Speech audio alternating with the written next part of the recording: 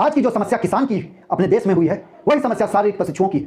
मैं सरकार से एक बात और कहना चाहता हूं, ये जो किसान हमें अन्न देते हैं उनके लिए भी बीच का रास्ता निकाला जाए और उनको उनके कार्य पे फिर से भेजा जाए। इसके लिए ना तो अपमान है ना तो अपनी कोई क्षति है।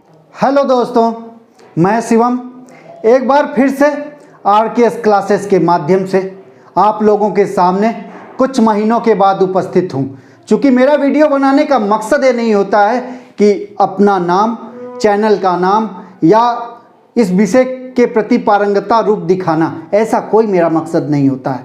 मेरा मकसद बस यही है, शारीरिक शिक्षा जब अनिवार्य विषय बन चुकी है, 2021 से लागू हो चुकी है, नई शिक्षा में पारदर्शी रूप से उसे सामने ला दिया गया है, तो फिर क्या अड़चन है, क्या समस्या है कि अन्य भर्तियां हो रही हैं, कवायदे शुरू होने की कही जा रही है। क्योंकि ये सरकार तो बस, चाहे उत्तर प्रदेश सरकार की ही बात ली जाए तो बस कवायद शुरू होगी कहते कहते 3.5 साल खत्म हो चुके हैं, लेकिन अभी अपने तरीके से कोई विस्तृत कवायद नहीं शुरू हुई। इसका भी दुख है। भले हमारे माननीय मुख्यमंत्री जी कहते हो कि हमारे पास वैसे होनहार युवा ही नहीं है कि हम उनको नौकरी दे पाएँ, यह भी एक दुर्भाग्य है। लेकिन अगर वो जाकर देखें इलाहाबाद, लखनऊ, बनारस, तो उन्हें लगेगा कि होनहार युवा हैं, लेकिन उन्हें अवसर ही नहीं प्राप्त हो रहा है। यह भी एक दुर्भाग्य है हमारे देश का, हमारे प्रदेश का, और यह एक जटिल समस्या बन चुकी है आज हमारे देश की। मैं सारी बातों को इग्नोर करते हुए उस विषय पे आता हूं जो विषय आज की जरूरत है और कई साल पहले भी जरूरत थी। विषय है शारीरिक शिक्षा। आपने ढिढोला पीट दिया है कि नई शिक्षा नीति लागू हो गई है, उस हिसाब से 2021 से सारी प्रक्रियाएं शुरू होंगी। लेकिन क्या नया सत्र जब अप्रैल माह से शुरू होगा, या जो भी आपने सिस्टम लगाया है, परीक्षाएं लेट हो रही हैं, तो जो भी माह जिस माह से भी स्टार्ट होगा, तो क्या उस माह में प्राथमिक और जूनियर विद्यालय जब में सहायक शिक्षा अनिवार्य विषय बनी है, तो क्या उस माह से सहायक शिक्षा विषय लागू होगी? अगर लागू होगी तो उसे पढ़ाएगा कौन? यह हमारा माननीय मुख्यमंत्री जी से प्रश्न है। उनके बेहतरीन सचिवों से भी प्रश्न है, जो शायद सहायक शिक्षा का 100 नहीं जानते हैं। और माननीय मुख्यमंत्री जी जो सुप्रीम कोर्ट में इन्हीं शारीरिक शिक्षकों से 32,022 सहायक शिक्षकों से 3.5 साल से कोर्ट में भी लड़ रहे हैं, उनसे मेरा प्रश्न है, क्या नई शिक्षा नीति के तहत आप नए सत्र में सहायक शिक्षकों की भर्ती प्रक्रिया नहीं कर रहे हैं, तो क्या सहायक शिक्षा पाठ्यक्रम में शामिल होगा तो उसे पढ़ाएगा कौन? आखिर क्यों ऐसी गतिविधियां आ रही हैं? अभी बिहार राज्य में देखा जाए तो बिहार राज्य में भी ऐसी स्थिति बन चुकी है। वहां के नए मुख्यमंत्री, जो कई बार मुख्यमंत्री बने, नीतीश कुमार जी, जिन्होंने चुनाव से पहले कहा कि हम एक अन्य प्रकार से भर्ती करने जा रहे हैं सहायक शिक्षकों का, उसका उन्होंने जूनियर स्तर पे टेट की परीक्षा भी कराई और बच्चे क्वालिफाई भी हुए। लेकिन जब भर्ती करने की बात आई तो चुनाव आ गया, चुनाव का बहाना किया गया, सरकार भी बन गई। जब सरकार बन गई तो बच्चे रोड पे आए कि हमारी भर्ती की जाए। जब भर्ती करने की बात आई तो सरकार टाल मटोल करने लगी। वहीं पे अन्य जो बीएड और VTC धारक हैं उनके लिए आपने फरमान जारी कर दिया, लेकिन जो BPED, CPED, DPED, BPE धारक हैं उनके लिए फरमान क्या, उनके लिए आपके पास शब्द ही नहीं रहे। और अब के माननीय PM महोदय कहते हैं स्वास्थ्य शिक्षा पे विशेष ध्यान दिया जाए। क्या खास ध्यान दिया जाए? जहां पे प्राथमिक और उच्च प्राथमिक विद्यालयों में इस विषय की महत्ता को बुनियादी स्तर पर रखने की कोई कवायद ही आज तक नहीं हुई। ओलंपिक में पदक लाने की बात करते हैं, क्या बात करते हैं? लिखित तौर पे देता हूं, इस बार भी 10 से ज्यादा पदक नहीं आएंगे, क्योंकि आपका बुनियादी लेवल पूरी तरीके से विकलांग है, पूरी तरीके से दिव्यांग है। उनके पास वो व्यवस्थाएं ही नहीं हैं जो ऊपरी स्तर के खिलाड़ियों को वो दर्जा दे सके।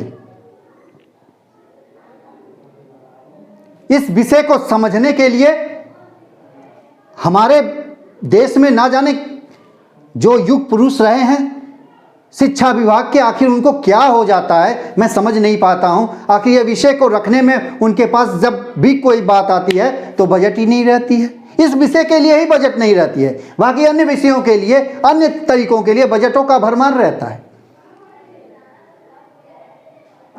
हंसी आती है कभी कभी तो यह मैं भी सहायक शिक्षा से ऊंची डिग्री लिया हूं, हंसी आती है मुझे इस बात पे कि कहीं सरकार डरती तो नहीं है कि अगर ये सहायक शिक्षक प्राथमिक लेवल पे आ गए और पूरी व्यवस्था को संभाल लिया तो ये डॉक्टरों की जो फौज लाखों करोड़ों रुपए में बनती है, हॉस्पिटल जो प्राइवेट के बने हुए हैं सभी पे ताले न लग जाए। क्योंकि व्यक्ति स्वस्थ रहने की कला, एक गरीब वर्ग, एक किसान वर्ग का लड़का जब स्वस्थ रहने की कला सीख जाएगा तो इन डॉक्टरों को कोई पूछेगा नहीं पूछेगा। तो यह भी एक बड़ी समस्या बनी हुई है हमारे देश में कि लोग, शायद सरकार यह सोच रही है कि अगर सहायक शिक्षक आ गए तो पूरा देश स्वस्थ हो जाएगा, स्वस्थ प्राथमिक लेवल पे उसको जो ज़रूरतें हैं वो पूरी हो जाएंगी। इसी वजह से शायद सरकार भर्ती करने में हिचकिचाती है। दुर्भाग्य है, लेकिन पदक की लालसा हमारे माननीय पीएम महोदय, हम उत्तर प्रदेश के हैं तो उत्तर प्रदेश के सीएम महोदय जी कदापि न करें कि पदक आपको भारी मात्रा में ओलंपिक में मिलेगा, जो नहीं मिलने वाला, क्योंकि आपने बुनियादी लेवल पे कोई ऐसी व्यवस्था ही नहीं रखी है कि ऊंचे लेवल पे जाके खिलाड़ी अच्छा प्रदर्शन कर सके। मैं एक बार फिर से आपसे कहना चाहता हूं माननीय पीएम महोदय और 1.5 साल के शासन को और संभालने वाले युवा मुख्यमंत्री जी, अगर शारीरिक शिक्षकों के साथ सही न्याय नहीं हुआ तो उत्तर प्रदेश के 1 लाख से अधिक शारीरिक प्रशिक्षु आने वाले चुनाव में आपको जरूर यह बताएंगे कि किसी प्रशिक्षण प्राप्त युवा के साथ न्याय न करने का परिणाम क्या होता है। क्योंकि मैं ये नहीं कहना चाहता हूं कि हम आपके विरोध में हैं, लेकिन ये जरूर कहना चाहता हूं कि आप जिस तरीके से व्यवस्था है अन्य तरीके के लोगों को दे रहे हैं, आखिर सहायक शिक्षकों को नई शिक्षा नीति में जब शामिल कर लिया गया है तो देने में दिक्कत किस बात की है? क्या उनकी डिग्री कहीं पे कम है? किसी मानकता से कम है? यहाँ तक कि मानकता से ऊपर ही है। तो इस विषय को गंभीरता से लेते हुए नए सत्र में लागू करवाने की कवायद और तरीकों को पालन करवाते हुए पूर्ण किया जाए, जैसे अन्य तरीके से आप कर रहे हैं।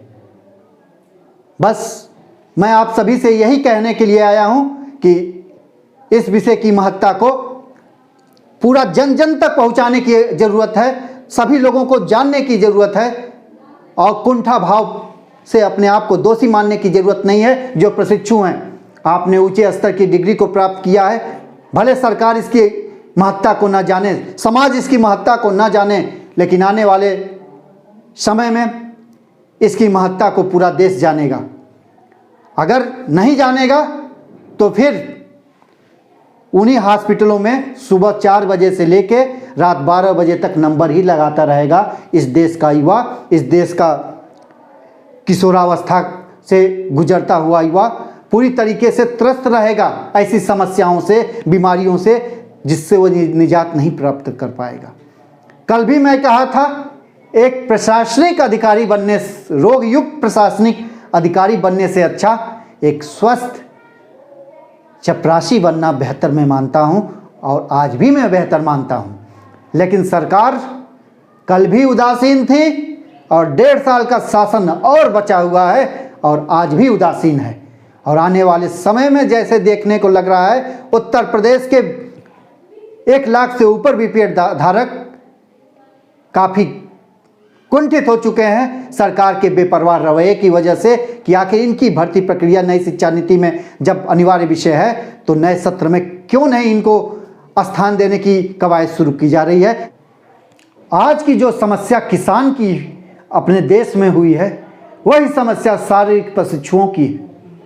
जिस प्रकार से उन्हें न्याय नहीं मिल पा रहा है, बीच का रास्ता नहीं निकल पा रहा है, वही समस्या हमारे शारीरिक प्रशिक्षुओं की है। हमारे देश में हर स्टेट में जो सही रास्ते की प्रतीक्षा करते करते आज उम्र के आखिरी दहलीज पे आ गए हैं, जो टाइम बाउंडेशन होता है उस कगार पे आ चुके हैं। मैं सरकार से एक बात और कहना चाहता हूं, यह जो किसान हमें अन्न देते हैं उनके लिए भी बीच का रास्ता निकाला जाए और उनको उनके कार्य पे फिर से भेजा जाए। इसके लिए ना तो अपमान है ना तो अपनी कोई क्षति है, क्योंकि किसान ही हमें एक उन्नत और विकसित देशों में शामिल कर सकते हैं और उनकी यह प्राथमिक आवश्यकताओं को बीच के रास्ते के तहत दूर किया जा सकता है आपसी बातचीत से। और शारीरिक शिक्षकों की जो समस्या है बिल्कुल किसान से मिलती जुलती समस्या है, इनको भी नई शिक्षा नीति के तहत ध्यान देते हुए उनकी समस्या को दूर किया जाए। जो आज की ज़रूरत है, एक स्वस्थ समाज की ज़रूरत है, एक स्वस्थ राष्ट्र की ज़रूरत है। बस इन्हीं बातों से मैं अपनी वाणी को विराम देता हूं और आप सभी से एक बार फिर से अपील करता हूं, इस वीडियो को जन जन तक पहुंचाएं और इस चैनल को ज़्यादा से ज़्यादा लाइक और सब्सक्राइब करें। धन्यवाद।